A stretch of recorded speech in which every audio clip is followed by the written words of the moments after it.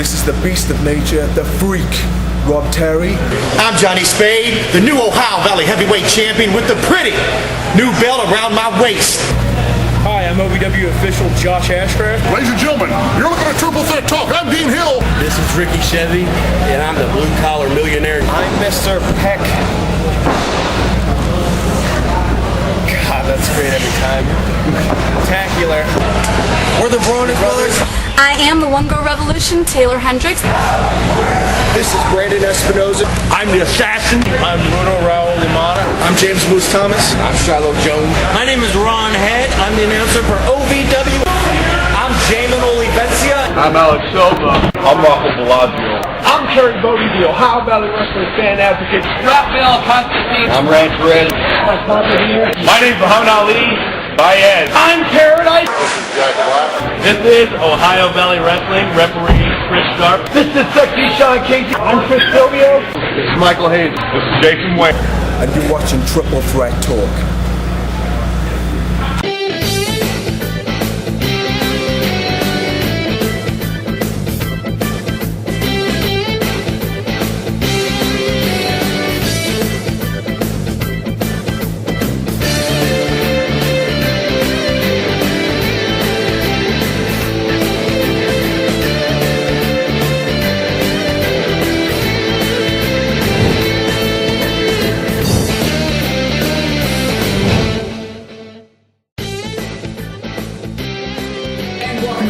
To episode 67 of the internet sensation known as Triple Threat Talk. Thanks for joining us. I'm joined today by Big B, Brandon Big B DeMiro, and Jimmy the Postmaster Jones.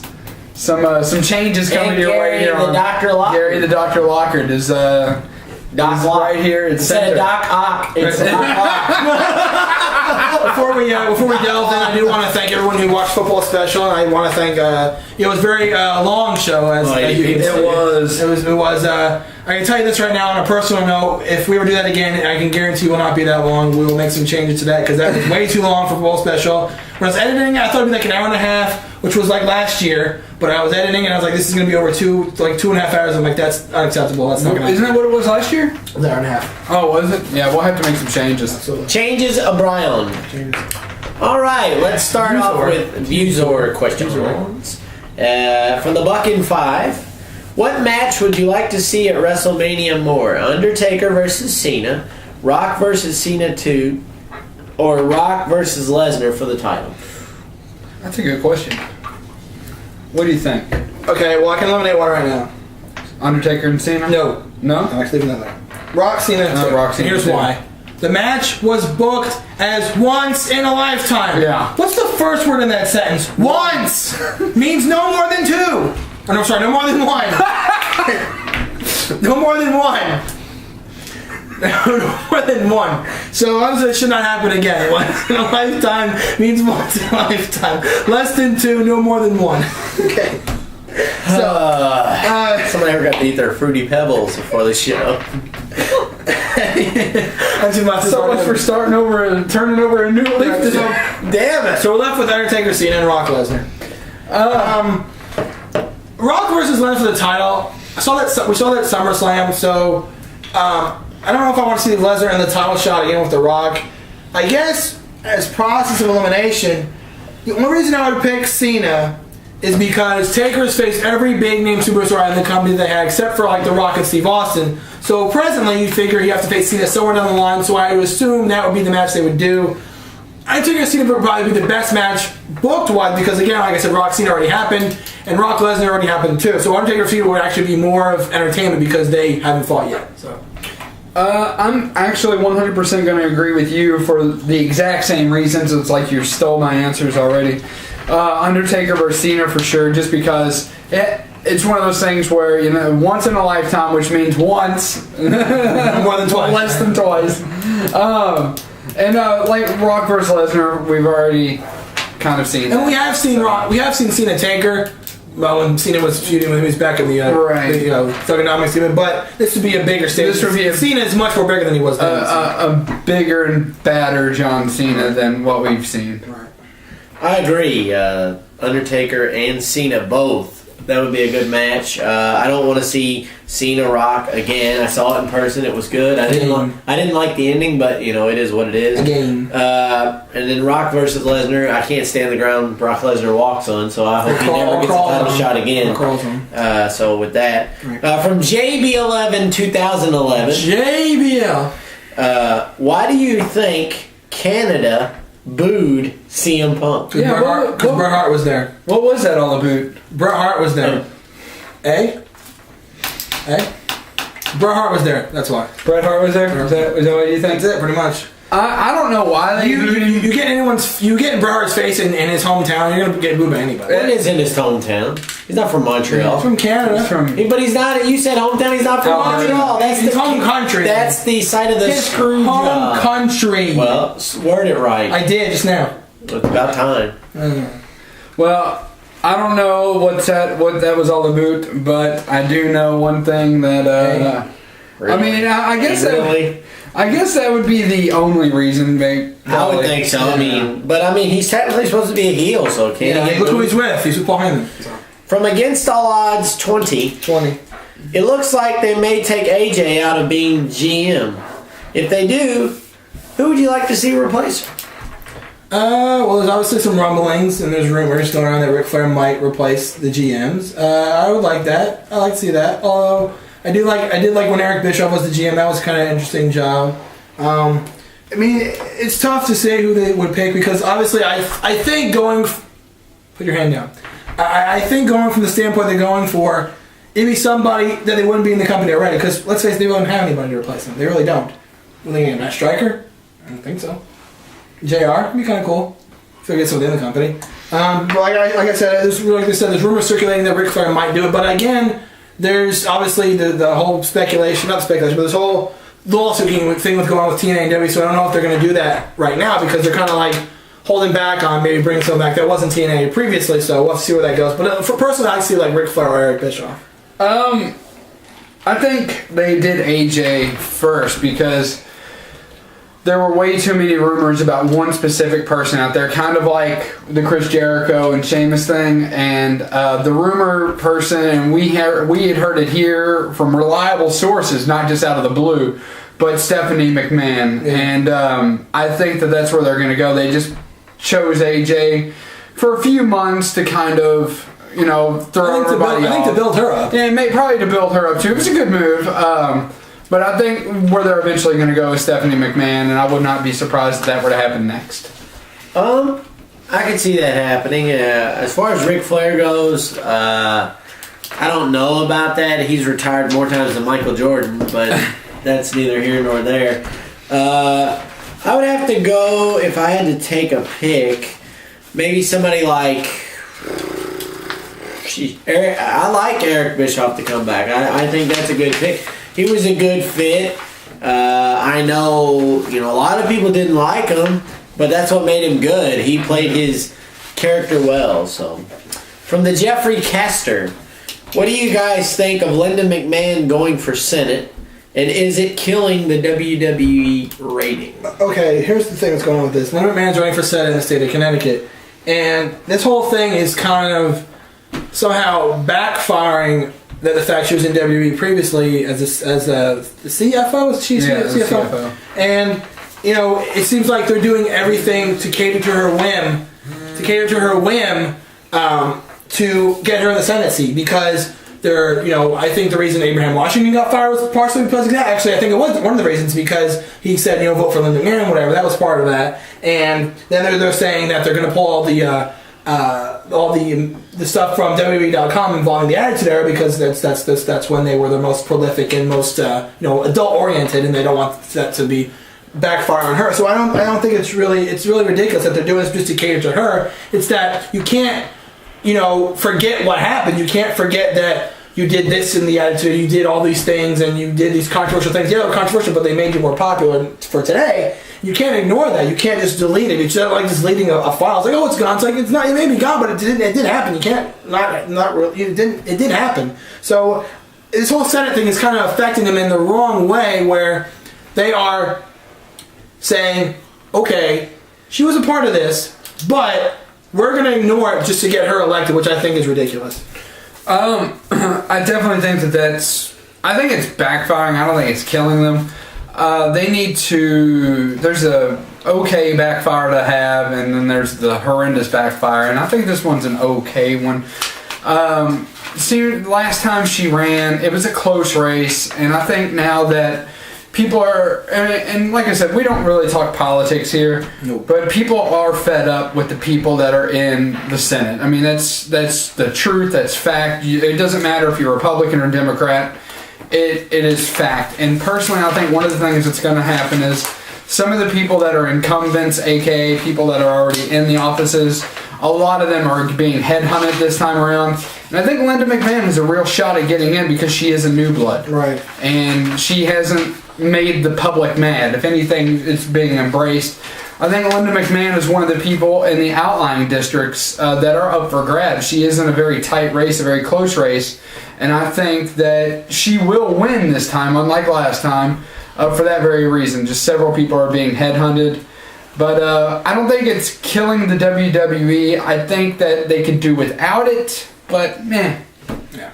I'm kind of on the fence about this. I mean, I don't see where somebody who was once in the company and doesn't really have any involvement should have an effect on the ratings or what goes on with WWE. Yeah, I know she is the wife of the guy who, owns and runs one of the biggest corporations in America, but it's I would think that WWE is a lot smarter than that. And yeah, it could also be a coincidence that they pulled the Attitude Era videos off. I mean, I know that could be why they did it, but you got to think they've been wanting to lean more and more towards this PG type era, and they want the new viewers, and I guess they feel that's the way to do it. Yeah, but that makes no sense for them to pull them down just for the pushing the new era reason, because they're. I mean, it's kind of relatable because they're building this new video game, WWE as with the attitude and everything. That's what they're building. This is why this game's going to sell. This is why this game is going to, the people that's... It's the last one. Well, no, from THQ, yeah. But it's so they're going to go out with a bang. Well, I'm just saying, this is the game's marketing play. It's like, relive the attitude era, relive the greatest era in sports entertainment, which is completely true. And I don't think they would get rid of it for other reasons than they want to make sure Linda McMahon is all nice and well, proper, and all that stuff. So. Please.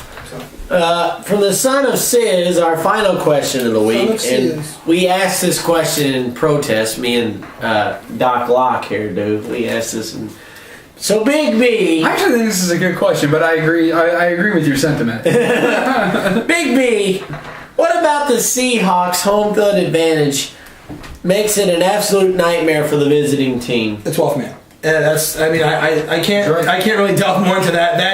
You can talk to any former NFL player or current NFL player. They say going to Seattle is a nightmare. The crowd is so loud. It's hard to hear signals if they're changing the play. I think that'd be a nightmare for Peyton Manning because he's always changing the play. They'd be like, "What are you saying? I can't hear you." So that crowd just gets so amped up for that team. And the stadium where it is, it's kind of more open. So the crowd noise really echoes in that place. So like I said, the 12th man, that is one of the loudest stadiums in all of sports, and that just drives the visiting teams crazy. That's why Seattle thrives at home. That's why I think they beat the Cowboys as bad as they did last week. So yeah, I think it's definitely the acoustic. It's not so much location or anything. It's pure acoustics. How they built that building is completely about acoustics, reverberations. The Seahawks are used to playing in it. It's kind of like why the Steelers and the 49ers both have easy times kicking field goals in the two hardest places to kick one in the NFL because they're there all the time. It's going to be the same thing. It's the same thing here. The Seahawks are used to it. I think there and Detroit are definitely the two loudest places. Detroit showed last year what they could do with a packed out house, confusing several teams at home. I definitely believe that those two are the hardest places in the NFL to play in here. I agree. I concur. So with that, we turn it over to Big B, and he will anoint this week's episode 67 User of the Week. Actually, the only reason I picked this person is because I like the debate it brought out. I like the discussion it got. So that's mine. I was looking for that. So this week, my pick for Triple Threat Talk Viewer of the Week is Jeffrey Caster from the McMahon Donald dropped the pen there. I like the question he brought about Lynn McMahon, and it really sparked the debate. I think was very good. So, Jeffrey Catcher, congratulations! You're this week's Triple Threat Talk, episode 67, Viewer of the Week. And when we come back from this commercial break, we're going to get into headlines right after this.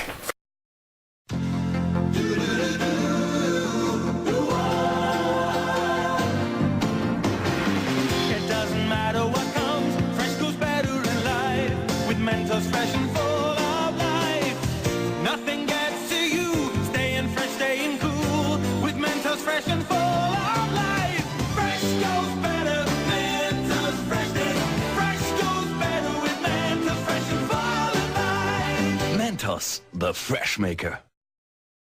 And welcome back here on Triple Threat Talk. I am Jimmy Postmaster, and this is Doc Locke and Big B Brandon DeMiro on the other So end. many names here. I know. So, like we always do, Big B, if you would please, sir, cue the cheesy music. Doctor, give me the news. I got the bad case of the headline blues.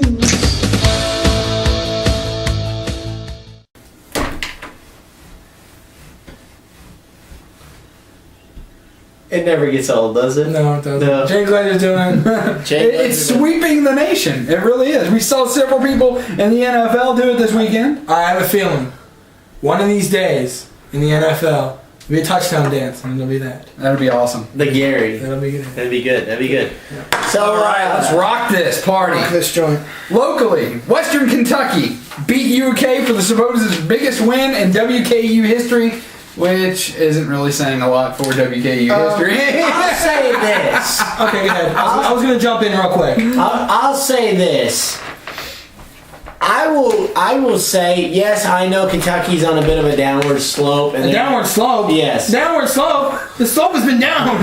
The slope is down. Let me finish, please. There's no climbing up that slope. I know. There's no ski lift. The ski lift is broken. It's out of business. But there's But still, continue. I'll let you finish. There's still a Division I SEC school. So is Western. Formerly, Let me finish. Okay, please. let him All right, finish. Steve, Let him finish. All right. So, Willie Taggart, you have cojones, my friend. I'm sorry. Yeah, I realize you had nothing to lose and everything to gain. But you go into Kentucky's house, yet again,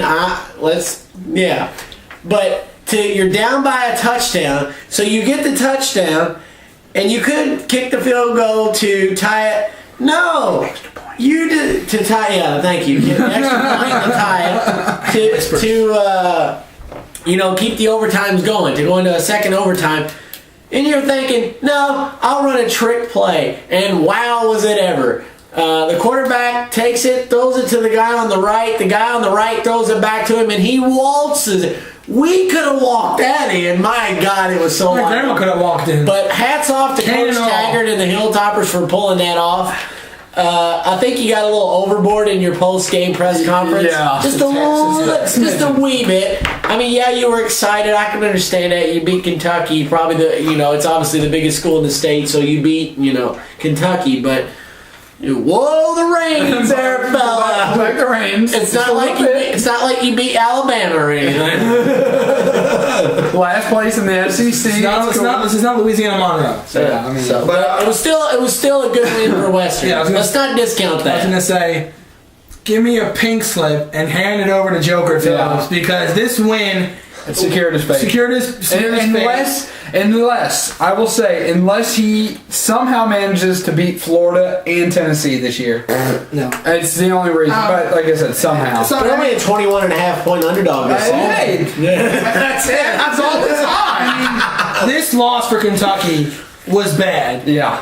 They should not lose to WKU. They're better than that. Kent State is better than WKU, I think. So Kentucky should not have lost this game. Kentucky's not going to football. Let's get that off the table. Kentucky is a basketball school first and foremost. That is not unknown. People know that. Diehard Kentucky fans know this. Football season comes on, they change the channel.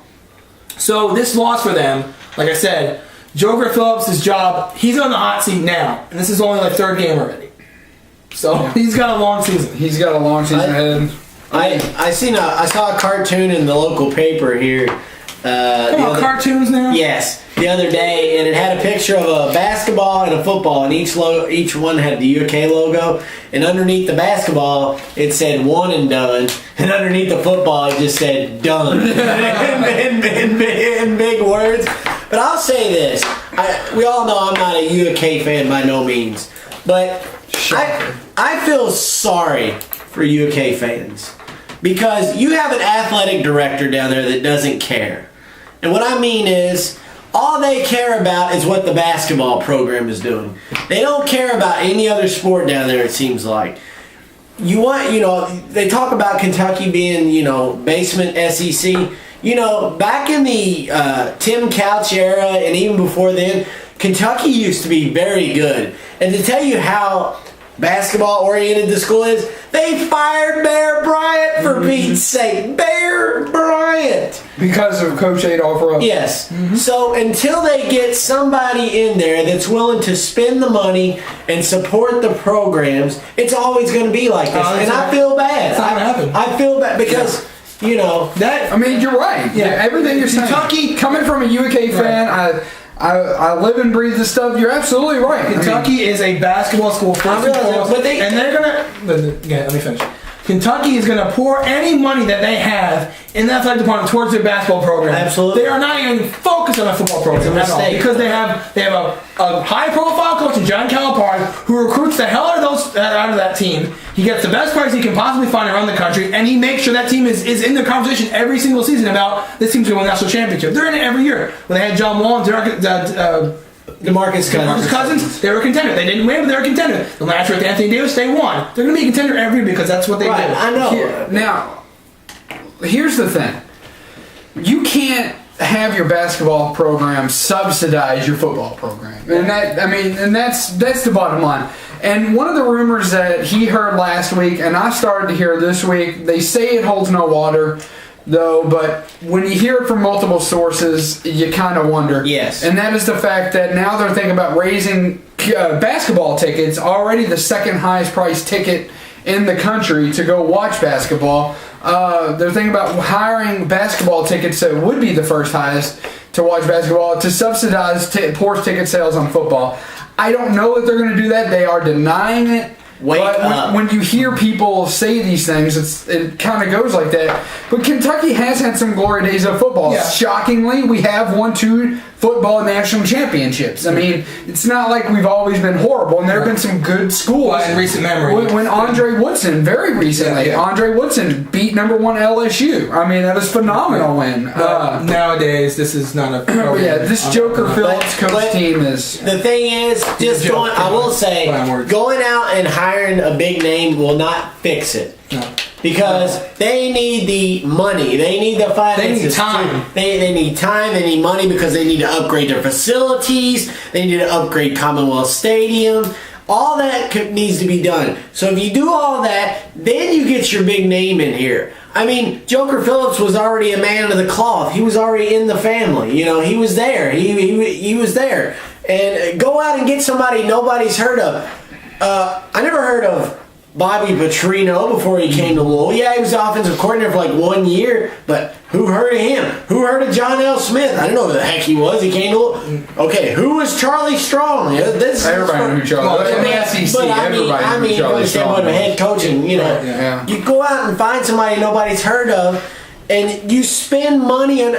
I realize Kentucky basketball is God, but spend money on other things. My wife is the complete total opposite. She loves Kentucky. She cannot stand basketball. She loves football. So people like her suffer because they have to watch crap on TV. Yeah. And it's annoying. If we can even get on TV. So moving on. Moving on. U of L beat University of North Carolina. U of L had the game 36-7 and then literally dropped the ball. UNC came charging back, but the Cards do prevail 39. Get this. To 34. And they were outscored by 28 points or so. 27-3. 7-3. Yeah, they were outscored 27. They outscored U of L 27-3 in the final 2 quarters. And another negative note to add on to that. Going to this game, Louisville was the 19th ranked team in the country, and they won. But the way they won, they moved back a spot, so they're number 20. Yep. And I'm going to say this, and I think you might agree with me on this one. I'm not 100% positive, but I think this game for Louisville, he's not a front runner, not by any means, but I think he's in the conversation. Teddy Bridgewater is in the conversation. Teddy Bridgewater is in the conversation of Heisman. I think after this game, he's in that conversation. I have to disagree. Okay. And I do. And it's not any other reason. It's the same reason that people did not recognize Randall Cobb as the best football player in the country because he was at UK, and that was true. In that time period, there was no better player in the country than Randall Cobb, and he was ignored because he went to UK. Same way Teddy Bridgewater will be ignored because he's a player in the Big East. I mean, it's the same thing. You have Matt Barkley out there. I'm saying. I don't think it'll be a front. I don't think he'll be towards the bottom. He will, if anything, he'll be a bottom feeder. Yeah. I do agree with that. Yeah, that's what I'm saying. I'm not saying that he's going to. I mean, if he has more games like this, then he's in the conversation. I think he could be a final. He has more games like that. He could win the Johnny Unitas Award. Oh, he could definitely win the Unitas Award. Yeah, but I'm saying for best quarterback. Right, but I'm saying I don't think he'll win the Heisman. I have people like I think Matt Barkley win the Johnny Unitas Award. I think you know what I think he could win and probably will win. Big East Player of the Year. Who else is in there? I mean, Geno Smith is okay. They're not in the Big East anymore. Well, yeah. Duh. I got to get used to that. I'm still not used to West Virginia not being in the Big East. Escobar is suspended for displaying 3 games for displaying a gay slur on his eye black, or his war paint. According to him, he said it was a joke among his teammates. He didn't think it would offend anybody, but yeah, you gotta pay. When you don't do the crime, you can't do the time. So you can't do that. And I mean, getting into baseball, I guess here in a minute. It's kind of detrimental to that team because they don't have Jose Batista. They don't have him. They're missing a couple other pieces. This team is falling apart, and they lost to the Yankees today already. So I mean, they're falling apart. And just to preview the playoff situation, before we go to Big B for a special report here, the AL East race is close, not tied, but close between the Yankees, Orioles, and Rays. The NL East are the Nationals and the Braves. The AL Central, the White Sox and the Tigers. The NL Central, only the Reds. AL West, Rangers, A's, and Angels. And the NL West, Giants and Dodgers. And the thing I want to say about the NL Central, when you put only the Reds, their magic number is 4. They're 11 up. I was going to say they're actually no. Go ahead. Sorry, go ahead. I was going to say, when I got this information, they put the people that could win up on there. There was nobody that they listed that could win the NL Central. I know where you're going with this. Say your catchphrase. The Pittsburgh Pirates have been folding like an Italian beach chair. They've gone 7 of 18 in the last 25 games, and the Brewers are stepping it up. But the Cardinals actually do have a shot at the wild card. That's why you didn't put those in. But they're actually ahead of the Dodgers right now for the second wild card. The Braves have basically already locked up the top wild card. They could win the division, but I don't think so. I don't think so. But they have all but they basically. They said they're pretty much. I think what you see here, as far as most of these teams, they're probably going to get in the playoffs. I would say, you have your AL division and then the wild card up there. The Nationals have that division, the Braves, White Sox and Tigers, and et cetera, et cetera. So that's pretty much what I think you're going to get when it comes to the postseason. So. And then we're going to go to Big B for a special report about skateboarder Shaun White. Snowboarder. He skates too. I thought he skated. He skates too. So. The redhead, the flying tomato, the ginger kid, a gold medalist, right? Gold medalist, X Games multi-winner. Shaun White was arrested in a hotel fracas, if that's the right word. Fracas. He was arrested for a charge with vandalism and public intoxication after pulling a fire alarm, which we all know in grade school you don't do that, and breaking a phone in a hotel in Nashville. When arrested, he was trying to flee the hotel, and a cab and kicking a hotel guest who tried to stop him. So why he was doing this, I have no idea, because he was just intoxicated. So the 26-year-old, according to the police report, stated, and I quote from CNN, appeared to be extremely intoxicated and smelled strongly of alcohol, and his eyes were red and bloodshot.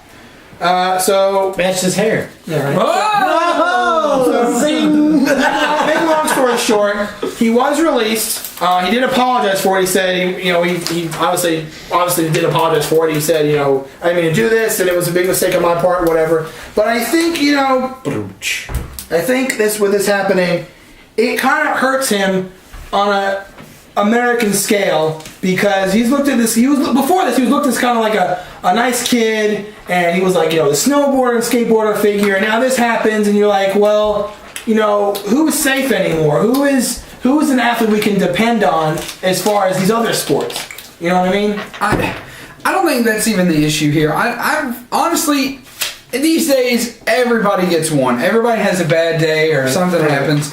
I mean, unless it's like something like what Michael Vick did. I think he definitely needs to be out of the league and not even playing for what he did.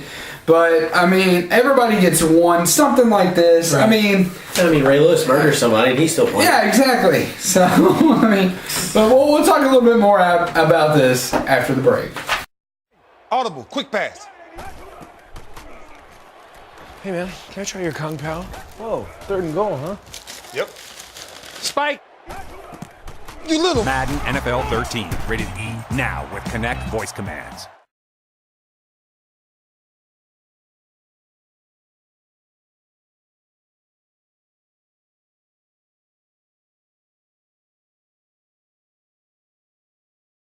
And we're back here at Triple Threat Talk. Big B, Brandon DeMuro, Gary the Doctor, and Jimmy Postmaster Jones down there. We were still talking about Shaun White, and like I said, it's the thing. I think it's the more thing with Olympic athletes because he is in the Olympics, the Winter Olympics. He is in that, so it's kind of like the thing where this is an American athlete, and now something happens where it kind of, in the public eye, it hurts him. Well, but see, you had the whole situation with Michael Phelps shortly after Beijing with the marijuana thing. It didn't hurt him. Well, no. I mean, that was a while. Yeah, I think in retrospect, this will hurt him short term, but with the Michael Phelps, it hurt. There's no denying that. It hurt him in the beginning, and then down the line they forgot. They're probably gonna forget about this too. I think in 6 months this is gonna be swept under the rug. People are gonna be like, "What happened with Shaun?" But like I'm saying, right now it's current, and right now it's something that did happen to him. So Yep. And before we head to Postmaster for a NASCAR weekend update, I just also want to point out that the NHL today has canceled all preseason games due to the lockout. September 30th. Big loss there. I'm not a hockey fan, these two are. But I enjoyed watching him play, but other than that, I'm not going to be a hockey player. We'll transition to hockey, then we'll go to NASCAR. All right. This is the second time that NHL's had a lockout. This is just me. I think Gary Bettman needs to go. I totally agree. Thank you. He is a... Yes. Yeah. Worthless commissioner. Easy fella. I think Bettman needs to go. You don't know how mad I am. I've said this a long time. This is one of the things I pay attention to in hockey. Bettman is horrible. He needs to go. This is the reason the lockout is happening again. And, and people like Sidney Crosby, I'm going to go play in this country and blah, blah, blah. They're still going to play. And this is the thing. Hockey got really hurt when they locked out the entire season. They got really hurt. And they've slowly came back, and now they're going to be doing it again. So not only do you have the preseason games not being happening, but not until September 3rd. They may be longer than that. They're canceled. Completely canceled. And then the season will start, October 11th? October or something, so who knows when it's going to start, if at all. Cutting into my Predators hockey day. So, not happy about it. The thing is, there are tons of hockey fans around the world, not just in the United States, but in Canada, it's Russia. Okay. It's okay. What? I can still go watch the Cincinnati Cyclones. Who? They're in the East Coast Hockey League. Who? Exactly. But that's what I've been succumbed. I have to go to Cincinnati and watch minor league. The thing I want to pose to you, this is a big question I want to ask you since this occurred with the lockout. How do you think, not the diehard hockey fan, okay, like maybe you are, but the casual sports fan looks at the sport of hockey and this happens twice? Well, you look at it like this. It's like the diehard hockey fan is like, yeah, we all know Gary Bettman is a douche, so, it's to be expected. And the casual fan looks at it as if, really, I guess people that run hockey don't care. So if they don't care, we don't care. They're not seen on TV anyway, hardly. So I guess it don't really matter. So, and that's, I hate that it's like that. But like I said, hockey has made a very big comeback with, the Winter Classic, which I want to so bad to get to a game to see. That was probably one of the greatest things they've ever come up with. That's pretty cool. If you don't know what that is, One game a year is played at usually a famous baseball stadium. They've held a game at Wrigley Field, they've had a Yankee Stadium, Fenway Park. So that's really a cool thing. Hockey has gotten a lot more TV exposure. They have the NHL Network now, which they didn't have before. They have, the games on NBC and NBC Sports Network, formerly Versus. You can also watch the Blue Jackets and the Predators on Fox Sports South and Fox Sports Ohio. So there's a lot of places you can watch hockey now. And now that's going to hurt that again because people were trusting them. And now you do this, and it's another slap in the face. Yeah. And so you climbed up that mountain, and now you're falling back down. You go again. So I guess if you want to watch hockey this year, watch reruns, I guess, or play NHL. Well, like I said, you can go to minor league. There's, like I said, the Cyclones up in Cincinnati. They're about an hour and a half, 2 hours away. A lot of your NHL cities close by, they have like minor league hockey, like the AHL, which is the equivalent to AAA baseball. The ECHL would be like AA. And then there's also like the IHL, and then there's the Canadian League that I think is going on right now. But definitely some sad stuff. And from there, we'll turn it back over to Postmaster for NASCAR weekend update. All right. Well, before I get into that, a little breaking news in the NASCAR world. I know he was talked about a lot on this show, so I'll delve into that real quickly. AJ Allmendinger has been reinstated by NASCAR. He completed the Road to Recovery program. He actually completed it about 2 to 3 weeks ago. He was just waiting on approval from NASCAR to be reinstated. He is reinstated, however, he's not with the team or signed with the team. So the question I pose to you guys, I know you all are not big racing fans like me, but if you were an owner and you saw how he performed before he went out, how he was starting to improve, would you take a chance on Allmendinger, or do you think it was a one-time slip-up, or would you say, no, I better pass on him? I'll say this. I think his success cannot be overlooked, obviously. But I think the off-the-track stuff kind of hurts him. And I think a majority of owners would say, well, yeah, he may have gotten clean now.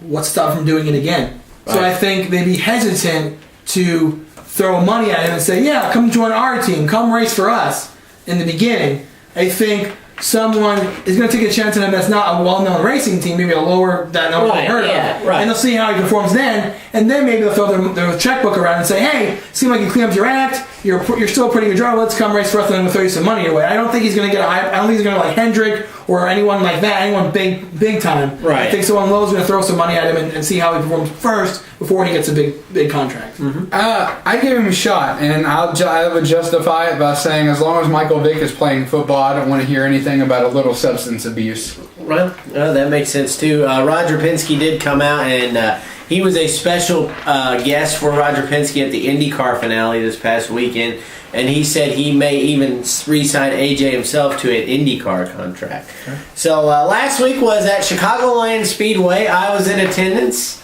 Thanks to the brilliant editing of one Big B, Brandon DeMiro down there. Brad Keselowski steals the race from right under Jimmy Johnson's nose, and he takes the points lead. So with 9 races left, Keselowski picks up his 4th win of the season. He holds a 3-point lead over Jimmy Johnson, a 8-point lead over Smoke Tony Stewart, who's looking for a repeat and his 4th title. Jeff Gordon, how'd that mustache turn out for him? Got in the way. Kind of got in the way, I think. I think he used up all of his luck getting into this mustache is itching. Uh-oh. Well, Big B, there's not a lot you can do when your throttle sticks. You know? I hate when that happens. So they move on to New Hampshire this week, which New Hampshire will be on my birthday. So I will like nothing better than Tony to win for me on my birthday. That would be a pretty good birthday present. So that's NASCAR coverage this week. And we now turn it back over to the doc, who I think is ready to talk a little NFL. Yeah, we got some NFL headlines, and then we're going to go into pick'ems. We had a death in the family this year. Steve Sable kind of this week. Steve Sable passed away, and brain cancer. Most known for his work with the NFL film series. He's kind of the reason that the NFL Network exists, because all the work that he did. You see all the quality films that he did, and we can build a network around this. Right. So he was kind of one of the starting fathers of the NFL Network in that way. It totally changed the perspective of the game. Miking players was never heard of until he figured out the way to sound bites. Yeah, you got sound bites. He was really innovational, really a genius. Yeah. And the funny thing was, I heard a story today about him. Actually, they were talking about. They said, his dad, Ed Sable, founded it first, and then Steve took over when his dad passed away. And they were saying, when he first met Vince Lombardi, he was a 23-year-old kid, and he was obviously nervous meeting someone like Vince Lombardi. And Vince Lombardi was in a really bad mood. He was angry, and he was like saying, "Someone parked in my spot. Parked in this spot? 23-year-old Steve Sable." So not a good start to that relationship between Sable and Vince Lombardi. But I was a huge fan of Sable and the NFL films work. They made these NFL games seem like epic battles, between these two. Here they are, Gargantuan. Exactly. It seemed like these two warriors going to battle, and it was like this great music and this great editing, and it was just a fantastic package all the way around. And Steve Sable did an awesome job, not just for the NFL, but fans everywhere. So, last week, everybody was ready to send Peyton Manning to the Super Bowl. This week, he's terrible. He sucks. And, oh my God, Twitter, everything blew up. Blah, blah, blah, blah. Are you kidding me? Really? It's not like he's never thrown 3 picks before. The last time he threw 6 was he threw 3 picks in the first quarter for the first time since 2007, which was a Monday night game, but against the Chargers. That was the last time that he threw 3 interceptions. He told me he almost won that game too. Yeah. They almost won that. They almost won that game too. He ended up throwing like 4 or 5 picks for the whole game. One thing I want to say about this game, and it's coming out now. There's a lot of whispers going around. Apparently, if the Broncos got the ball back at the end of the game, they're down by 6 points. They could score a touchdown and won the game. There was talk of putting Brock Osweiler in to throw a Hail Mary. You want to know why? Peyton Manning can't throw it. His arm. He can't throw a Hail Mary right now. Okay. He can't throw that far right now. But yeah, it was. I totally disagree with the offside kick. Obviously, the full scale kick went on. I think they should have onside kicked it. They knew if you had your full complement of timeouts, I say you do kick it. But I think they had 1 at the time. Poor move, poor coach move there by John Fox. A rare poor coach move because he figured out how to use Tebow and everything like that. Right. So I definitely think he could have done a little bit better and said, "Guys, we're going to onside kick this thing." Yeah, I mean, obviously me and PostMaster picked the Broncos. You picked the Falcons. I obviously don't think Peyton Manning's having a game like that every week, obviously, because that's just not how he is. So. It was one of those things that you couldn't believe what you were watching.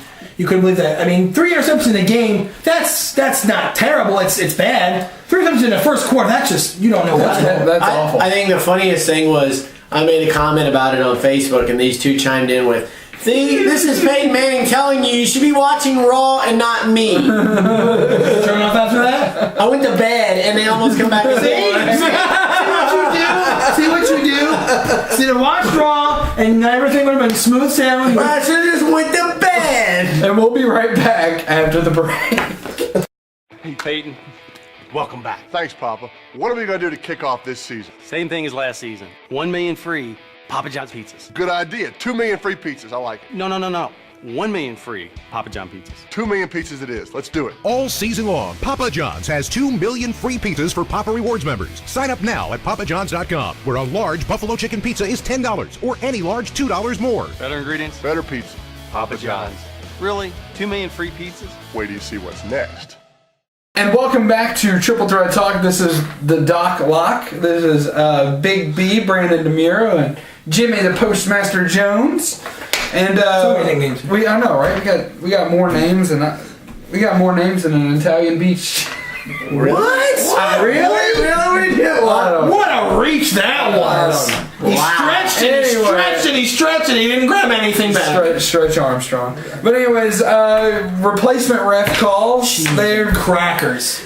Somebody did say in the last few months we've been exposed to the saying, you really don't really notice something until somebody pulls the veil back, and then you see it. Yeah. And I think that really kind of the refs really people have said it hasn't really been that horrible all around. It's been but then when you see them allowing head to head, helmet to helmet, holding. I'll tell you what is getting away with murder. The front four on both ends of the ball are getting away with more holds than I've ever seen before. The thing I'm seeing, it's like, and I don't think I'm too far off here. I don't think these refs know the rules. I don't think. I think they're spotting the ball like it's college. They don't know what they're doing. They're like, I thought the ball goes here because it's a 10-yard penalty. It's only 5 yards. They don't know what they're doing. And there's been more defensive pass interference penalties with these replacement refs. They've been up a couple percent. And it's just like, it seems to me that like the NFL's like, we don't care. We're not going to do anything with these referees. We'll just use these ones. They're good enough. Obviously they're not. They're not. They are horrible. Yeah. And then with the replacement refs, last week we all picked the Ravens, and they should have won that game.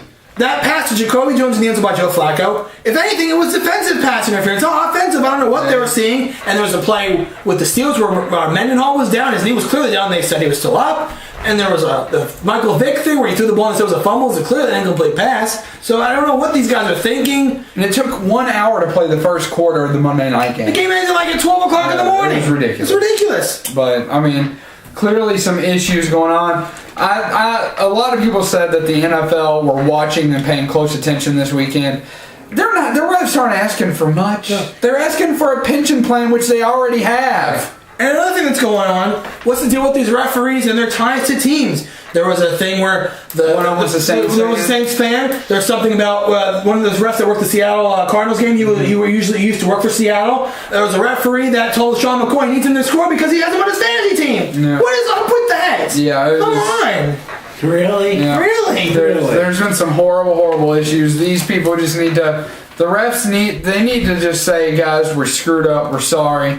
We're gonna let you keep, not get, but keep your pension. It's like, what's it gonna come to? It's like, hey, Alex Smith, I have Dominic and Sue on my fantasy team, so I need you to get sacked 3 times. All right, good job. It's like, what's up? It's like, come on. Yeah. But the other thing going on is the controversial ending to the Giants and the Bucks game. Where do you guys stand? Are you on Team Coughlin or Team Shiano? I'm split, but I'm more towards Team Coughlin. I'm split because I agree with the statement where Shiano said, we play till the game is over. I completely 100% agree with that. You play till the game. That is football. You play the game, you don't give up. Absolutely agree with that. But it is a known fact in college. It's a known fact in professional football that when a team takes that victory formation and they're all huddled together and going to take a knee, the game is over. This is not the Meadowlands miracle with Herm Edwards running for a touchdown. They weren't running a play, they were taking a knee. And it's known in football, that's the end of the game. So, and Shannon's like, well, that's what we do. It's like, wake up, this is not Rutgers, this is not college. This is a known rule where you take a knee and the game is over. You had your chances and you lost. The game's over. And I'm definitely, there's no on the fence about it for me. I'm definitely on Team Coughlin. Yes, you do fight to the end of the game, but when you're going after people's knees over a win so early in the season, nothing really on the line. Everyone's kind of jockeying for position. And not even to mention the fact that, gravity is pretty much going to beat you 99.9% of the time anyways. Right. You throw that to the fact that there was no time left on the clock to do anything. Yeah, even if you do swipe the ball, it stops on a change of possession. But there was no time. You can't even do anything there. You had no timeouts. It's like Shiano should be ashamed of himself. The thing is that I questioned the Shiano. Was like, did you not watch football? Yeah. A professional? Did you just watch college because you were coaching? That was it. Did you not watch football where the team would take a knee and that'd be the end of the game? It's like it's a known rule. It's like a gentleman's rule. It's like we played a good game. This team played better than we did. Take a knee. The game's over. It's ridiculous. I have to agree with Greg Schiano in this situation. And the reason why is because I like his statement. You do play until the game is over. You play until the end. And he does make a valid point. Because the ball was on like New York's own 40-yard line. So if they could have somehow got the ball, they could have had one, Hail Mary maybe to the end zone, or got a fumble and ran it back. But is it worth risking injuries, not just his players, but the Giants players too? It's not. It's not this It early may in the not season. be, but I'm saying play till the end because in basketball, Well, I agree with that. In basketball, you don't see them taking a knee. Well, they'll dribble They dribble the ball out. Yeah. But if you notice, a lot of times, sometimes the defenders will still try to swipe the ball. Very rarely. If they know the game's over, they don't do anything. They know the game's over. But I'll say this about the taking the knee thing. It's like, it's not new. This has been around a long time. I don't know who came up with it, but it's been around a long time where it's like, well, the game's over, we're just going to take a knee. That's the game. But something that's sort of like this when it comes to like end of the game plays or trying to stop the clock or keep the clock moving. One thing I've always totally disagreed with, and I've said this, I don't care if it benefits my team or their team or whoever's team. I think spiking the ball should be intentional grounding. I swear, I hate that rule. I hate where you can spike the ball to stop the clock. I think that should be intentional grounding. I realize, yes, it has benefited the team I was watching in the past, but I do not like that rule at all. I don't like it. I like it. I wouldn't like it if it didn't have lost it down. Right. If it was like, oh, it's replay, like that'd be stupid. But lost it down, I think it's a a legitimate kind of penalty because it makes you decide, should I spike it here or wait or whatever. I think I can agree with you to a point where spiking is kind of like, I mean, it is a loss it down, so it's not like it benefits the team a lot because they could go from second down and spike it to third down. So it's a loss it down. It is a loss it down, and that's why I think it makes it fair. But so, all right, well, that takes us on into Pick'ems. Pick'ems, where we all did 8-8. So no one moves anywhere. Yeah. No one moves. Doc is still top dino. Postmaster and I were saying, Jimmy and I were talking before the show, how we can't remember the last time we went. Both of us went single digits. I assume this week after picking who I picked and going over the games, I figured that I won by at least a game or two. I thought you did because I picked the Panthers. You both picked the Saints. There are a couple games where I picked differently. I think I picked the Colts. You picked the Vikings. So I figured I had a couple, but then everything just balances down all the way. So going 8-8, Postmaster, take us away. Alrighty, so the Thursday night football game to kick off week 3. Which you all missed unless you watch it somewhere else. The New York football gargantuans go on the road to take on the Carolina Cam Newtons. I think it's going to be a close game. Yeah. It can go 50-50. My coin is landing on the Giants, though.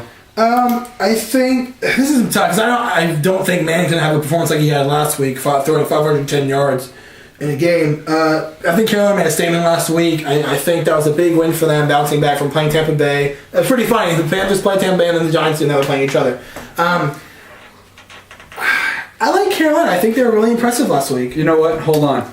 I am changing my pick because, not because of anything you said, 4 starters are out. Hakeem Nicks is out. Yeah. Come on, Brad, I forgot to mention that, I Bradshaw is out. Hakeem Nicks is out. Dave Deal is out. I'm picking the Panthers. Yeah, that's a good one. I'm picking the Panthers. I just remembered all 4 starters, and that was meant to be in headlines, and I put it together today. I'm sorry. All 4 starters that were part of the Buccaneers game last week are not cleared to play tomorrow or for tomorrow night's game against Carolina. They will be short their star wide receiver, their star running back, and 2 star linebackers. I'm picking Carolina. My apologies on forgetting that. To Carolina. The Tampa Bay Watcher Buccaneers go on the road to take on the Dallas Cowgirls. I'm picking the Cowboys. Bucks? This is a weird trend for me. Is this all the games this week? For some reason, like, the Bucks play the Giants, the Cowboys play the Giants, and the Bucks play the Cowboys. I think the Cowboys win this game. I think they bounce back. I think the reason they lost that game was they're playing in Seattle. I like the Cowboys. I'll take the Cowboys as well. The Jacksonville Jaguars go on the road to the Drum at Lucas Oil Stadium to take on the Indianapolis Lux. I've thought for a while that they would win weeks 2 and 3. When I looked at the way Minnesota came marching back against Jacksonville, I second-guessed myself. I shouldn't do that. But even before the season started, I was looking at their Colts schedule because they're local, and I was like, you know what, they could win Minnesota. And then, of course, I saw the Minnesota win. I was like, I'll pick them. But I've really thought all along that they would win these 2 weeks. I'm not changing my mind this week because I paid for it last week. I'm going with the Colts. I think there's some kind of hamstring injury to Blaine Gabbert. I think he's still scheduled to play Sunday, but I'm not 100% on that. I think the Colts win this game. I think Jacksonville's defense isn't that great. I think Luck will have a pretty decent game, and I think the Colts win this one. I picked the Colts as well. The Buffalo Jills go on the road to take on the Cleveland Clowns. I'm taking the Bills. With the caveat that, the Browns have lost both their games, but they've been in it. Yeah, they've been in it. Which is a big step forward. Yeah, I think so. My name's Bennett, and I ain't in it. All right. I think the Bills played really well. That's not saying much. That's a different subject entirely. I think the Browns, I think they're playing much better. I think their defense is stepping up. They played decent against the Eagles, who obviously are a very good team. And they played pretty well against the Bengals, who I don't know what they are yet. But I think the Bills win this game. I think C.J. Spiller is going to go off on them. I think he's the star player of that team right now. He's run rampant the last 2 weeks. Even though they lost to the Jets, he still ran rampant. So I picked the Bills. I picked the Bills as well. The New York 747s go on the road against the Miami Tanafins. I'm picking the Jets. I think the Jets had a bad week last week. I think that Steeler defense at Heinz Field. I think the Dolphins had a good week last week because they played the Raiders, who the Raiders are at the dominant defense they used to be. I like the Jets in this one. I picked the Jets as well. The Kansas City Chumps go on the road to 0-2 New Orleans to take on the New Orleans Bounty Gates. I'm taking the Bounty Gates. I don't see the Saints going 0-3, and I'll say this right now, and I've said it all along, the Chiefs are bad. They're not winning the AFC West. They're bad. They're probably the worst team in football right now. I think after the losses they've taken, their defense is not good. I've said it before. I don't think the Kansas City Chiefs are that good of a team. The Saints are not going 0-3. I'm sorry. I picked the Saints. The Cincinnati Bengals go on the road to take on the Washington Potato Skins. I like this game. I think actually this is probably going to be one of the better games of the week. I like it too. I like Dalton. I like Green. But I just like RG3. You know, I mean, he's really stepped up. I know we gave you hell about picking RG3 to single-handedly help them win the division. I still don't think that's going to happen. He's on his way. But I think against a mediocre defense, which is what is going on up at the Bengals, I think against a mediocre defense, not a bad one, but not a good one, yeah. I think that RG3 will prevail. The Redskins. The Redskins should be 2-0 entering this game. Josh Morgan cost them that game. If you saw the game, He's got death threats. Yeah, he did get death threats on Twitter. He was close to the first down mark. He threw the ball at Cortland Finnegan that cost him yards. Instead of having a 47-yard field goal, they had a 62-yard field goal, which is pretty impossible unless your name is David Akers. So I like this is remember they've been on the road twice. Or they played at New Orleans and they played last week at the Rams. So this is their home opener. The crowd is gonna be so hyped to see RG3 play for that team. The crowd is gonna be really into it. I like the Redskins. I picked the Redskins. The St. Louis Lambs go on the road to Soldier Field to take on the Chicago Black Bears. I'm going Bears. I don't care what Jay Cutler's problem is. I'm going Bears. I'll say one thing about this game. I think the Rams are a better team now. The Rams look a lot better. They took the Lions to the limit and they beat the Redskins. Although I feel bad for the Redskins because Brian O'Rourke was out for the whole season to charge their defense. But this is about the Rams and the Bears. I think the Rams this is going to be another close game. I think, but I think the Bears win this one. I take the Bears as well, and we will wrap up Pick'ems right after this. Oh, babe, check this out. Hey, come on. You want a little chippy? You want a Dorito? Are you hungry? I want to get a Dorito. Babe, don't hurt my dog.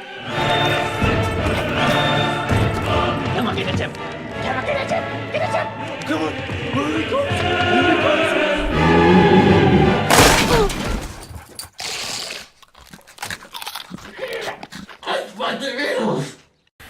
And we're back here on Triple Threat Talk as we were delving into Pick'ems. And so far, we're all even. We are all even. So now we go to the Wallop of the Week. the San Fran Epic 49ers. I hate that name. It's awesome. Go on the road to take on the Minnesota Pirates. Let's go to the San Francisco Do I mean to say it? I'm in 49ers. I mean, like the Vikings. I'm a Viking sympathizer. I'm more of a Percy Harvin fan than anything. Although the Vikings were giving ADP all day, Adrian Peterson, more reps this week, It doesn't matter. It doesn't matter. Here we go. You ready for it? Postmaster down there? Yeah, go ahead. And you're playing in Minnesota, and you're playing on the moon. San Francisco wins this game and goes 3-0. San Francisco wins and it's over at halftime. That's how it's going to be. Terrible. Poor Leslie Frazier.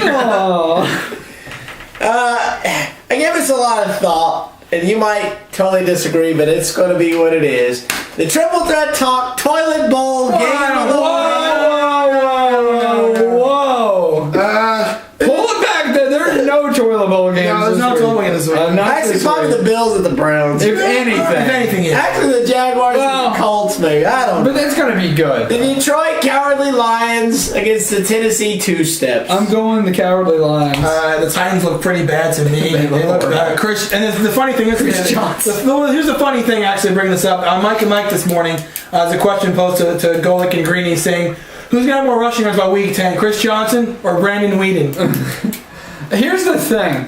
I was ridiculed so much because I was telling everybody how bad Chris Johnson was going to be this year. He was holding out for a mega lucrative contract, and I mean, he's still not performing right. Yeah. I mean, he's just lightning in a bottle. He had one great year. Yeah, I'll be the first one to tell you it was a great year. It was, but that's all he's going to have. It's done. I mean, you know, I didn't say the football special. I thought he would do better because Steve Hutchinson was blocking for him, but apparently not. I've never at any point changed my mind about Chris Johnson. I'm taking the Lions, of course. I'll take the Lions again. Oh man. The Atlanta Falcons. We're all picking this one the same too. Go on the road to a surprising 2-0 San Diego Sparklers. That's surprising. They played nobody. I'm going Falcons. I like Matty Ice and the Atlanta Falcons.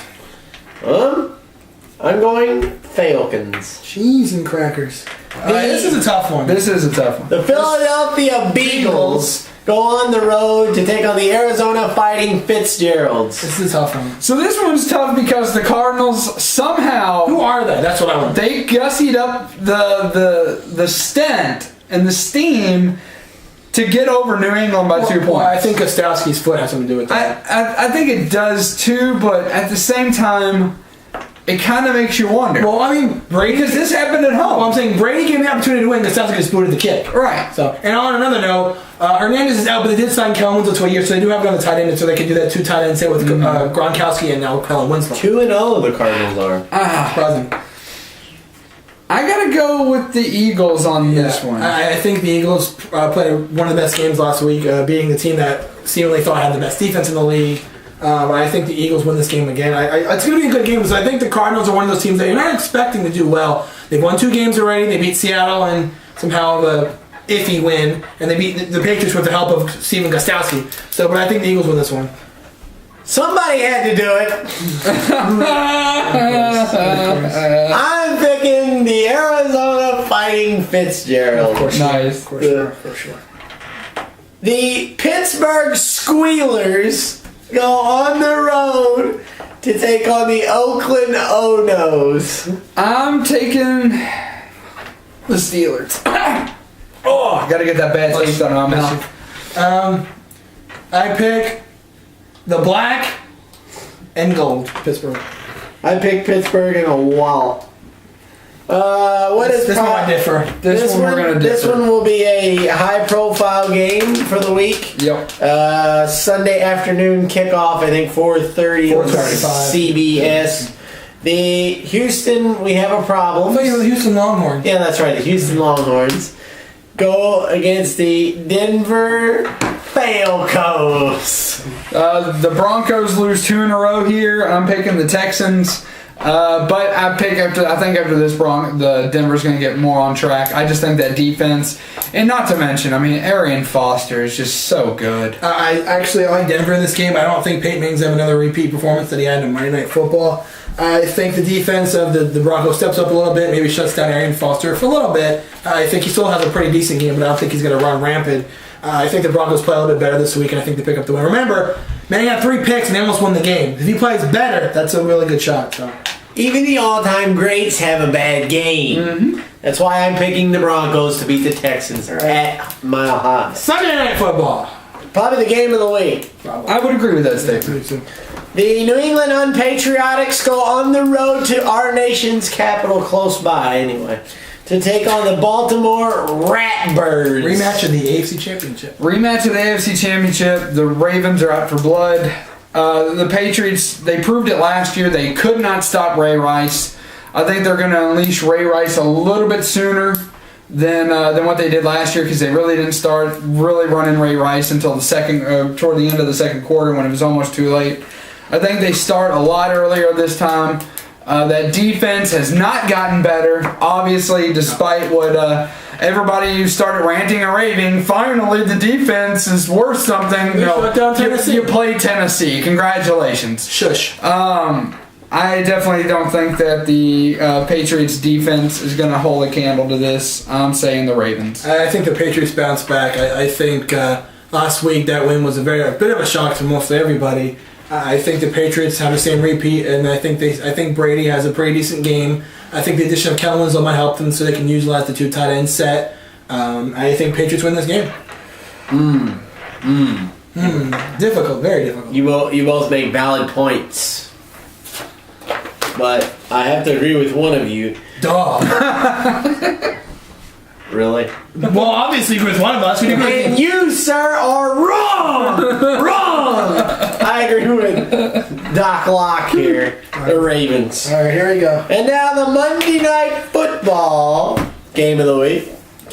The Green Bay Slackers go on the road. You like that one, don't you? That one gets good. Go on the road. It's a CenturyLink. To take on the 12th man and the Seattle Sea Chickens. Packers are a little bit angry. Aaron Rodgers is definitely going to be out to prove that he's a leader, unlike what Jermichael Finley's agent thinks. Don't tweet. Don't tweet. Keep it quiet. You're an agent. Get real. Don't hit that tweet button. Read before you tweet. Yeah, read before you tweet. Read before you tweet. I like it.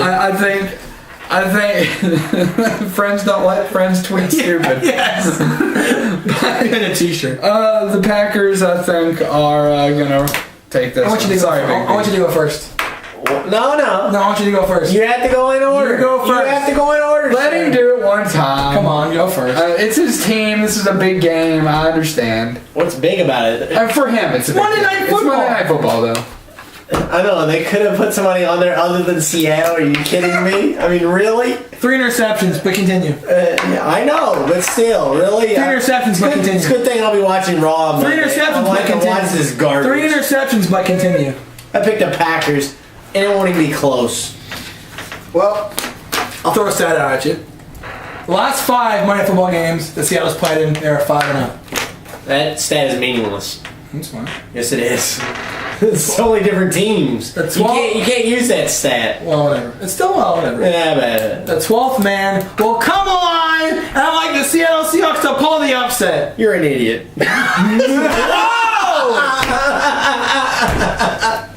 So is Rob Riggle on any last week calling the Seahawks winning an upset? What? That was funny. That wasn't an upset. They had no business being the Cowboys. Are you kidding me? Well, we won. I know they won, but wow, really? Lynch played good. Wilson played good. So. Oh my God. So that wraps up NFL coverage, and that wraps up sports. So I'm totally out of loop on wrestling this week. I gotta say, I am too. I was mainly paying attention to the Monday night game. Yeah, I was out of town for the race weekend, so I didn't see the pay-per-view. I was watching the Monday night game, so I didn't see Raw. So really, the only wrestling I saw was OVW. Right, so we'll throw to OVW first, and this is usually where you throw an interview. We don't have one. We don't have one this week, but it's okay. It is what it be. It's all right. I think we're due for a couple interviews in the future. I think we should get. We have 3 that I know. We have 3. I know I want to get Heidi Lovelace again because she's the new women's champion. Yeah. I do want that. There's a couple other ones that are. But it's okay though. You know why? Why?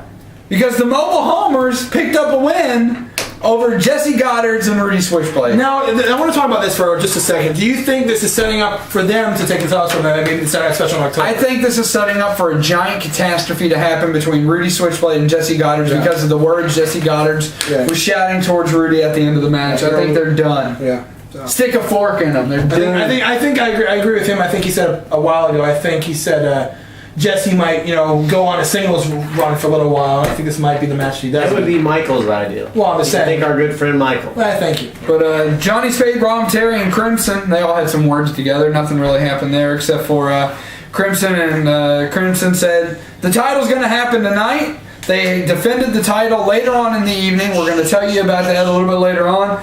But and Rob Terry at the Saturday Night Special will get his title shot at the winner. Guess what? Right here. So. Alex Silva took on Ryan Howe for the TV Championship.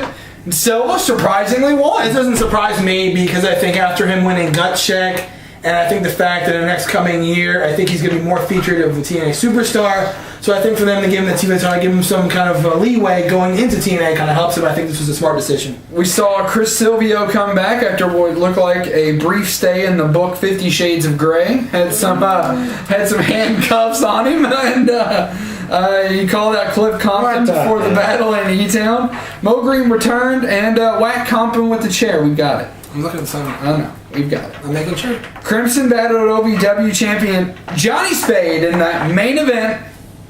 And what do you think happened? We have a new OVW heavyweight champion. His name runs with red. Maroon. Crimson. Not maroon? Not maroon. Oh. So, this again sets up the match between Crimson and Rob Terry at the Saturday Night Special. Doesn't surprise me there. No. It kind of throws Johnny Spade out of the title picture for the time being. No, it does, but it doesn't. Right. Because I think he'll be there once whoever wins or loses, and it might end up even being a triple threat match. Possibly. But it doesn't surprise me that they gave Crimson this title shot and the title itself, because I don't think he's gonna be there very long. I guess I think that too. I think he's there for a reason, just to get a little bit of build up before he goes back to TNA. Call me crazy. You're crazy. I don't think any of this. My spider sense is going off on this. I don't think the OVW Championship is even. I don't think that anything is going to happen with this at this Saturday Night Special. I think with this three-way thing going on and the championship spot being in so much flux, they're not going to have a triple threat match. Something is going on. My spider sense is tingling. I don't see the OVW Championship playing much of a role at Saturday Night Special.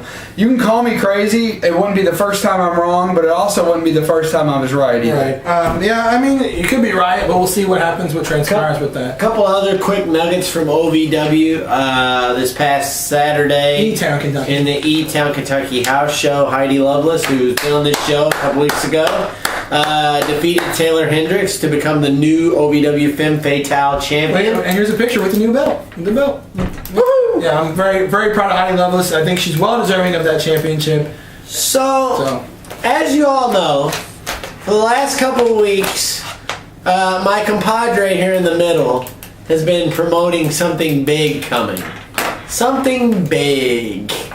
Well, he told you that... And I never disappoint. Triple Threat Talk was going to get more inundated. Boy, did we ever. Just take a look at this poster. You're thinking, okay, what?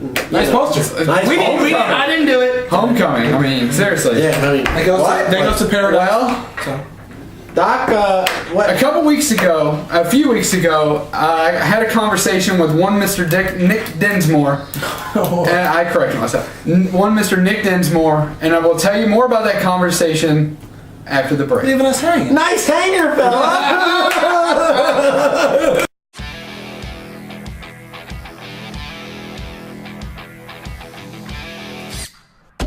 Come on, player. Eli? Prime time? Where's the games, man? Well, there's only the one game on right now, so... Rookie. It is on. Only NFL Sunday Ticket gives you every game, every Sunday. Thanks, man. It is on.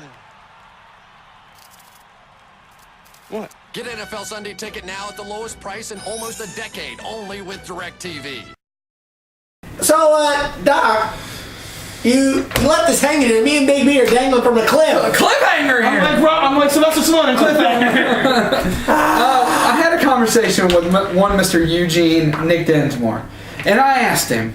I said, because right now we've got something going on the side that we can't really tell you about right now, but I kind of asked him a question. I said, hey, look, I had this character that everybody from the DWA knows and loves. You love to hate him, really.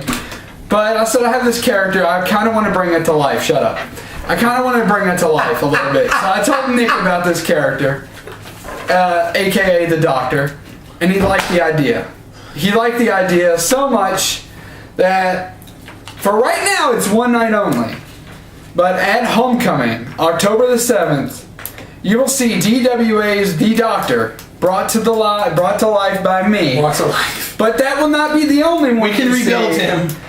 That will not be the only one from the Triple Threat Talk family you will see, because recently, one Mr. Postmaster Jones has also been added to the card as a manager as well. So we don't know what we're going to be doing yet. We don't know what's going to happen. But we're both on the card to manage an OVW superstar. All we know is we're both on the card, and that we have to get our butts programmed next week. I'm a little worried. I know, right? Usually we show up at OVW. Yeah, we're all laid back.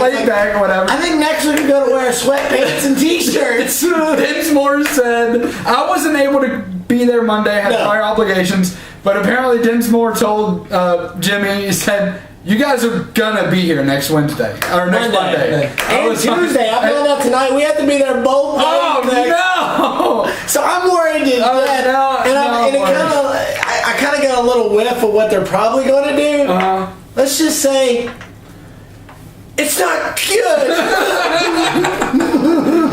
But it should be definitely entertaining. If you're in the Louisville area, near the Louisville area, it'll be worth the drive for you. October 7th. See the next batch of Tomorrow's Superstars today at OVW, brought to you by Homecoming. Nice. And as you see, also some main eventers such as TPT himself. Sean Conway. Sean and Rob Conway will be there. But TPT will be going for Ricky Chevy Street Part 2 in a street fight. There's no dog food involved this time. But as always, we want to thank our friends at OVW for everything they do. Now, definitely with this as well. Definitely over the top, above and beyond. We want to thank Shell Conley and Terry Bodie for everything they do. Check us out and their website out on www.thefanadvocate.com. Go under blogs. I posted a blog this week about some scandals going on in NCAA basketball. Spoiler alert, right? I'm not going to give you all spoiler alert because I want you to check out the blog. So with that, we will go into the big leagues from Indy and talk about WWE. I will say this just really quick before he talks WWE. I don't know. I know we've talked about it, but I mean from a personal talk about it.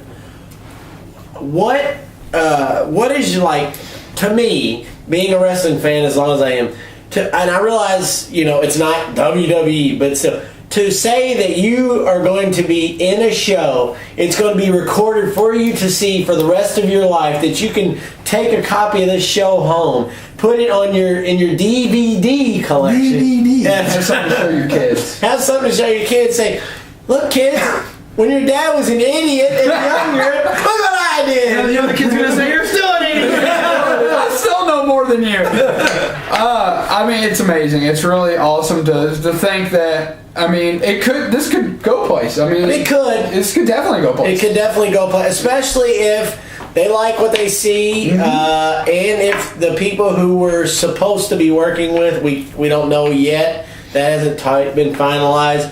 But if they like, what we do for them, as far as Big B goes. He's working on some things too. We're hoping maybe he can get it worked out in time for Homecoming. We'll see. But if not, I'm sure he will watch with open arms and open eyes. And closed arms and closed eyes. What was that line you said earlier? When you got friends like this, you don't need any enemies. But yeah, But I'm excited. I really am. I'm excited for this. Stoked.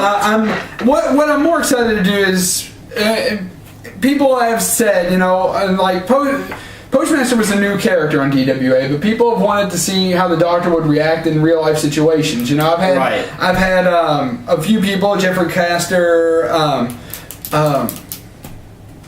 DJ Becker. They've both commented to me on Facebook about what he would do and real life situation, and I guess we're gonna find out on this. Well, I will tell you, my character is not a Postmaster. It's not Postmaster Jones. It's different. Okay.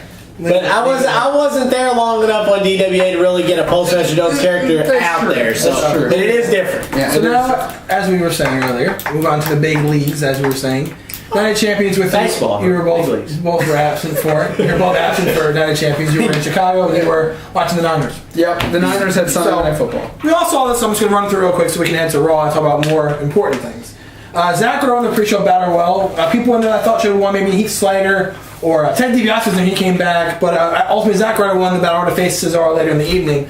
The Miz successfully defended his title against Mysterio, Sin Cara, and Cody Rhodes. We all did pick the Miz, I believe, to win that one, so that was not a big surprise to me. Kane and Daniel Bryan they are the tag team champions. I'm the tag team champion. No, I'm the tag team champion. No, I'm the tag team champion. Oh, hug it out. So they defeat Kingston. He said hug it out. They defeat Kingston and R-Truth to become the new champ. So Cesaro does defend his title successfully against Zack Ryder. Cesaro was really making a name for himself as the United States champion. Randy Orton defeated Dolph Ziggler just like we said he would. Eve stepped in as Caitlyn was injured and won the Divas title. No surprise there. It's TNA, Aces and Eights. Right. What the heck? I expected each to win the title eventually. I just think it'll be this quickly, but Eve is the new champion nonetheless. Sheamus got the Bro Kick reinstated and got the win over Del Rio in a very good match. What was surprising is that Ziggler did not cash in, which I figured he would do, and he did not do that. I was very surprised I didn't do that. We all kind of thought he would. Survivor Series. And then the big surprise of the night. CM Punk defends his title successfully, sort of, against John Cena, where Cena went to the top rope, did a German suplex with a bridge. Both men's shoulders were down, so the match goes to a draw, and Punk retains the title, which I was not too pleased with. It was very odd, very weird they decided to end it that way. So that was not a champion. I didn't see the pay-per-view, and I know you didn't either, but Michael was keeping me very updated with what was going on. I'm glad somebody was keeping you updated because I didn't hear anything. My phone was don't worry. I wouldn't have got nothing even if his phone was on because he never updates you when you ask. No, if my phone was on, I would have done. So, but Michael was keeping me updated, and he told me how the match ended, and I'm like, really? And apparently the match was really good. But the match was good. Pretty much every match of this card was actually very, very good. And you said Cena pulled off a move that shocked everybody? He did a suicide dive. Cena did a suicide dive, so... and Paul Heyman's face looked like he just woke up on Christmas morning and got the thing he wanted most in his life. He was right shocked. Like, really? So. John Cena just did what? Exactly. In 6 moves of doom now? What? So that was not a champions. Like I said, I thought it was very enjoyable. And I move on to, we're moving rapidly here. Keep up to Monday Night Raw. The Miz debuted Miz TV. That was miserable. And the show was put on by Ryback across the party. Now the reason I mention this is because I can see this, and I think this is going on, that I think they're pushing him now over that Goldberg gimmick, I think, and they're giving him a shot. I think this is maybe a step in the right direction. I think they maybe push Ryback to feud with The Miz or the Intercontinental. I'm not saying he's going to win, but I'm saying this may be a push for him to go to that route. 164-0. 164-0 until he became the champion, Goldberg, and I think they're just speeding up the process. So the reason I wrote this down, Dolph Ziggler versus Santino. Why is Dolph Ziggler wasting his time facing someone like Santino? Makes no sense to me. Gotta fight somebody. Yeah, that's true. But I just don't get why there's plenty of people he could have fought. So he fights Santino for some reason. He wins, obviously, but I think Ziggler is wasting his time and his talent against someone like Santino. Well, he's got to be put on the show. I mean, there's really nowhere on the show for him to go. I mean, he's not really feuding with anybody. Yeah, he had a match with Randy Orton, but Orton won. I mean, what is there left to prove? There's nothing left to prove. So it's kind of like it is what it is. So and then I want to take this one because this is the first time I've seen him back. Okay, Wade Barrett. I was impressed. You know, they had him down a little bit job into Justin Gabriel for a little bit. Match was good. And then he came back, and then from the sounds, correct me if I'm wrong, but from the sounds of it, It doesn't sound to me last week that he hit that elbow like he hit it on Justin Gabriel. He hit it pretty good. He hit it good on Justin Gabriel. If that's his new finisher, I don't think it should be. I think it should be a signature move and set up for the wasteland. Right. I'm not a fan of that, but if he can connect like that every time, I can definitely see that being an impact move. Yeah, I would like to say this. If he's going to win the title, I see him win with the wasteland, to be honest with you. And the one thing I remember this match wasn't... the match was very good. I enjoyed the match thoroughly, but the one thing I remembered was throughout the match, the fans were chanting. The crowd was very good that night. The crowd was very good and very into it. Where were they at Monday? They're in Boston. They're in Connecticut. Okay. Boston, Connecticut. They're in Connecticut. Okay. But the fans were like going, we want Nexus. The fans were really wanting that. So that was, I think, was a positive thing. The people in the back were shocked that it happened, but I think that was a good positive vibe for the two of them.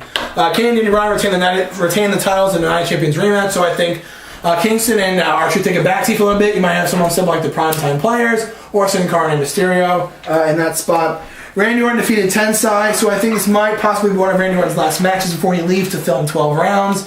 Why? Part 2, right? Why? So, in the main event, Sheamus team with Cena to take on Punk and Del Rio. Match ended in controversy as Punk's foot was on the rope and Cena picked up the win. Referee Beef Wellington from OVW, if you don't remember that guy, did not see it, and he's Punk and Punk's going to win the back, and that's how the Raw ended. It was pretty cool to see Beef Wellington. Beef Wellington, aka his name is Brad Maddox now. He's been in FCW for a little while. Now he's an official. It's pretty cool to see Beef Wellington do that because Beef Wellington, one of the OVW alums. So, and then I guess we'll move on to what's going on next week. Next week on Raw, Jerry Lawler did go home to Memphis.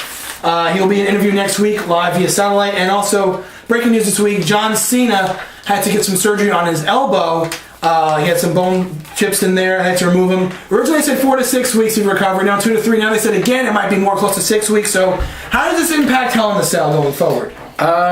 I tell you what, I think we're going to see Alberto Del Rio step up as the number 1 contender against CM Punk, and you're probably going to see, I'm going to say Dolph Ziggler. No, not really Dolph Ziggler. Who do you think would step up for Sheamus? I don't know. I don't know who they're going to do as far as SmackDown goes, because I think Del Rio's gotten a number of his shots. He's already gotten too many shots as it is. What do you think about Wade Barrett? I think Wade Barrett's not ready yet. I think they need to put him against more people that are up there with his level, like main eventers. Then we can start seeing him make that transition. Maybe more. Daniel Bryan or Kane?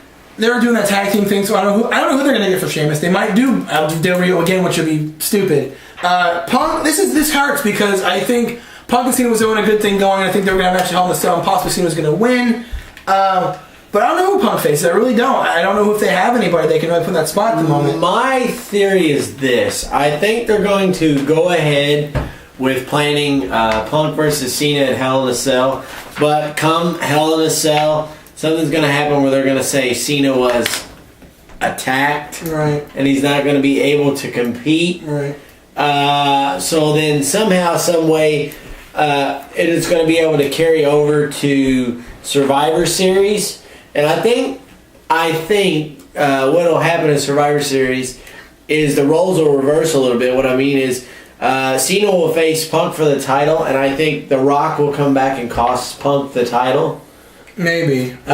Cena will win, and I think right now they might be setting up Rock versus Punk at WrestleMania. Possibly. This is one of those things I'm confused about because I'm not really sure what they're going to go with this thing because Cena being hurt. I don't think the Big Show is ready to go back into that spot yet.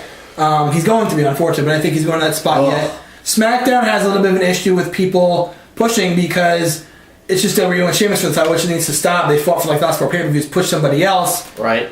So I think that's pretty much does it for wrestling as far as I'm concerned. If you have anything else, this is why you don't push the same people over and over and over because you're going to have Orton out. And you're going to have Cena out. Right. And when we get back, guys, we'll give you our final thoughts for the show. Hey, Nick Dinsmore here. Do you have the dream of becoming a pro wrestler? Well, I did, and I came to Ohio Valley Wrestling. Join the Nick Dinsmore Pro Wrestling class today. I'm a former WWE superstar. I'm a former 9-time Ohio Valley Wrestling heavyweight champion, and I can train you to be the best today. For all the information regarding the Nick Dinsmore Pro Wrestling class, go to ovwrestling.com and click on school. Join the Nick Dinsmore Pro Wrestling class today. ovwrestling.com, click on school. And we're back here as we wrap up to the final segment of the show. We turn it over to Big B, who has this week's wild card. Very commendable wild card. All right. So we all know what happened with Jerry Lawler. Obviously, the tragic heart attack and the saving of him by the WWE doctors. And now on Monday, he returned home to his home in Memphis. My wild card is Vince McMahon. You're probably saying, why is it Vince McMahon? Raw was in Bridgeport, Connecticut that night. McMahon takes his private plane, whatever, flies from Connecticut all the way to Montreal, picks up Jerry Lawler from the hospital, flies him back home to Memphis, drops him off, and then flies from Memphis to Bridgeport, Connecticut for Raw. That is very commendable. That shows a lot of pride and a lot of heart from Vince McMahon. You say what you want about him, that he makes stupid decisions sometimes, he does this, he does that. That is a very respectable thing to do. He didn't have to do that. He could have just said, well, I want to do it, but I got to do Raw. This is a busy day. I really can't do it. I'd like to, but I can't. But he took time out of his busiest day of the week. The busiest day of the week for him is Monday night. He took time out to make sure he saw Jerry Lawler, saw him home, dropped him off, and then flew back. That is very respectable. Very commendable. Very, very awesome by Vince McMahon. It's not often we get to share a good, wholesome story on here. Usually it's all bad news and news you don't really want to talk about. So it's always good to get a good lightened up kind of story. So with that, we transition to the Idiot of the Week. And boy, do we have a good one this week. Do we? Yes, Michael Turner. Michael the Burner Turner from the Atlanta Falcons. Mm-hmm. So on Monday night, they put a big win over Peyton Manning and the Broncos at home. So you're thinking, all right, we win a big game, good at home, get the fans wound up. So you think you'll enjoy the win. You go home, get some rest, get ready for practice on Tuesday. No, Michael Turner had other ideals to celebrate. Not only is he clocked for speeding going almost 90 plus miles an hour, almost 30 miles an hour over the speed limit, he's also drunk. So he is arrested and held for 3 hours, detained for 3 or 4 hours before he was released on bond, obviously. But so not only is he speeding 30 plus miles an hour over, but he's also drunk. Right. Last time I checked, he's not poor, fellas. No. He's not, hurting for money. Why don't you call a cab? I do not get it when these star players, whether it be from the football, baseball, whomever, wherever, can you not afford a $30, $40, $50 cab ride home? I mean, really? You gotta be kidding me. Have some sense about you, fella. Yeah. Idiot. Yeah. I guess so. Michael Turner of the Atlanta Falcons, you are this week's Triple Threat Talk Idiot of the Week. Not a wild card, but just a final thought. Several people disagreed with me bringing up the issue of the power rankings last week because it was the Niners. It was not just because it was the Niners. It was because it was the truth. And this week's power rankings show it. I was not playing the home field. I was playing the common sense field. And I agree with him. Niners are the best team in football right now. Yep. So if you want to like us on Facebook, please do it at facebook.com/TripleThreatTalk. Follow us on Twitter at Triple Threat Talk. Send us any comment or question you have at TripleThreatTalk at yahoo.com. And follow us on our website, TripleThreatTalk.com. So Triple Threat Talk, this is Big B. This is the Doc. This is PostMaster Jones, and I'm going to party this weekend because it's my birthday, and I'm going to have some fun. This is Big B signing off, and I just forgot today was Talk Like a Pirate Day, and these two are going to walk me like, arr, arr, shiver me timber, it's cold in here.